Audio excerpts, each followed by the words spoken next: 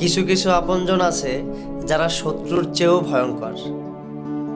জীবনের সবচেয়ে বেশি কষ্ট দেয় তারা যারা নামেই আপনজন কিন্তু কাজে শত্রুর থেকেও ভয়ঙ্কর।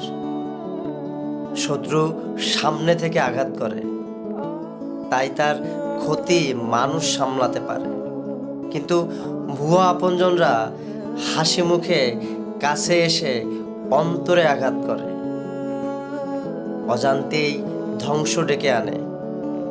এদের আঘাত হৃদয়ের গভীরে লাগে, কারণ ভরসা করেই মানুষ তাদের কাছে যায়।